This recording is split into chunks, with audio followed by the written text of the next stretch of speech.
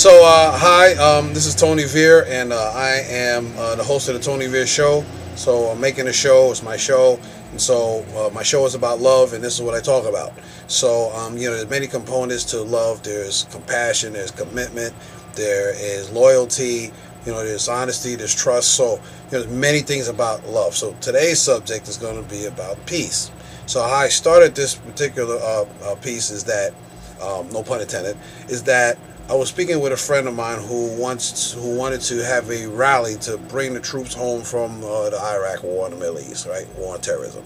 So, as I was speaking to him, I realized that there was a lot of things from me that I wanted to say, and after talking to him, I wrote a speech. So, I'm about to read this speech. So here it goes, okay? So, the name of the speech is called "Bring the Troops Home."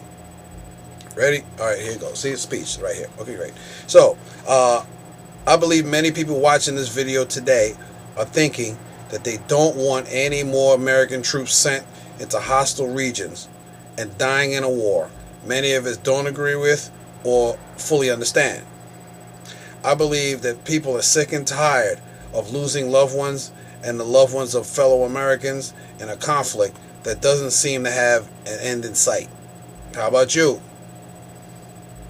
So there are daily reports in the media about how many troops were killed, and we mourn, but not for mere numbers. We mourn for real people with real lives and real connections to us all. We mourn for our sons and daughters. We mourn for our brothers and sisters, our aunts and uncles. We also mourn for our surviving casualties.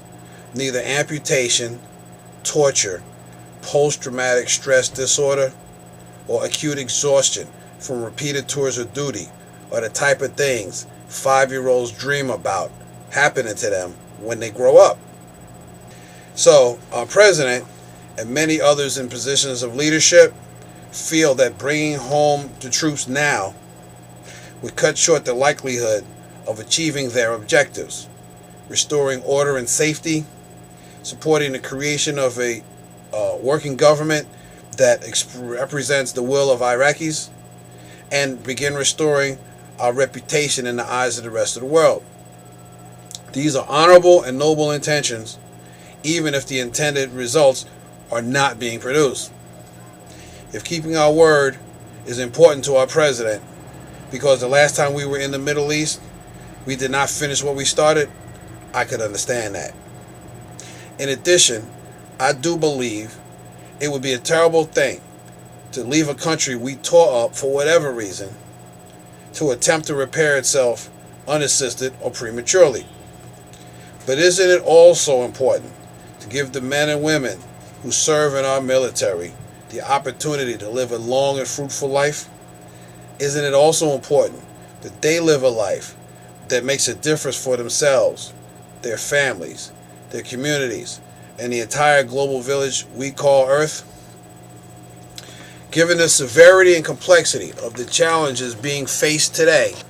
Yeah, we can. Okay, good. Oh, right. So, given the severity and complexity of the challenges being faced today, how can we have it all?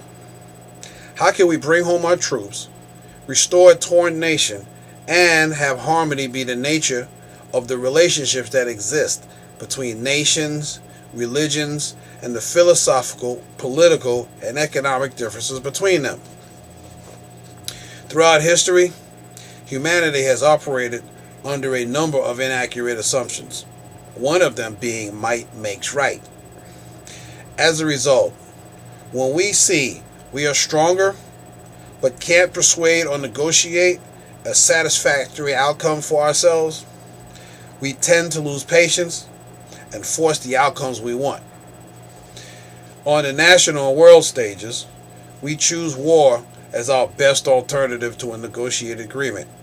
And we've chosen war as our best alternative to a negotiated agreement time and time again for millennia.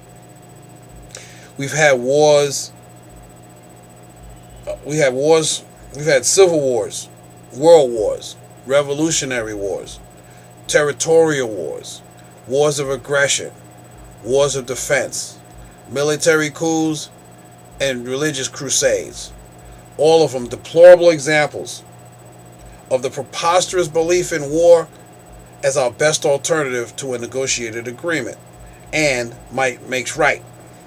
The very fact that we even consider war as a viable solution to dealing with the problems that we have represents a serious lack of maturity, vision, creativity, and relationship to reality exhibited by those we place in leadership and of ourselves as people, as members of a society that places our trust in these individuals.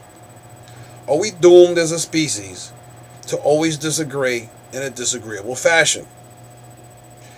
Are the communication skills of humanity that weak? Or is it that our will is that soft? I believe you may have heard this definition of insanity. Doing the same thing over and over again, expecting different results. That would make war an insane act. Now, I'm not a politically savvy man. I've never been in the military. I'm not rich or famous. There are lots of things I don't know much about. But there is one thing I do know. That when you take away the fear, the resignation, the doubt, the cynicism, the distrust, the greed, the feelings of revenge, the righteousness, and the anger from any man or woman, and they search deep within their hearts for their deepest truth, and they summon the courage to speak it, they will tell you, if you ask them, they want to live in peace. Webster's Encyclopedic Unabridged Dictionary of the English Language defines peace as a state of mutual harmony between people or groups, especially in personal relations. The normal freedom from civil commotion and violence of a community. A state of tranquility or serenity. For years, I've heard anti-war movements, and I heard about war on things. I've heard about the war on crime, the war on drugs, the war on terrorism. I don't see the effectiveness of anti-war movements, and I don't see the effectiveness on war on things. Both anti-war movements and war on things focus on war. I believe in peace movements. Peace movers focus on peace. Aren't you interested in peace? Don't you want to live in a state of mutual harmony between people or groups, especially in personal relations? Don't you want the normal freedom from civil commotion and violence of a community? Don't you want to live in a state of tranquility or serenity? Being right about how wrong those people are will neither bring home our troops and the war nor create peace. Being intolerant of others' differences or wanting revenge will not bring home our troops, end the war, or create peace either. You want to bring home the troops? Create a peace plan. Call your congressman. Start a petition and send it with 1 million names on it to Washington. Put it on your MySpace page and email a link in a chain letter. Create 50 meetup groups about peace. Create a worldwide 5-minute prayer for peace. If 500 million people worldwide were to pray for world peace for 5 minutes simultaneously, I promise you that this would get the attention of all parties involved. This would bring home all the troops everywhere, in spite of the warmongers and the economists insisting on creating war as an effective driver of their country's economy. Taking whatever kind of action you can take will make a difference as long as the context you choose to act from is consistent with peace. Bringing the troops home?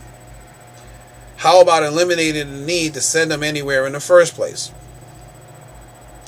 Let there be peace. Not as a really good word in the dictionary, but as a state of consciousness and a way of life. Thank you. See you in the next episode.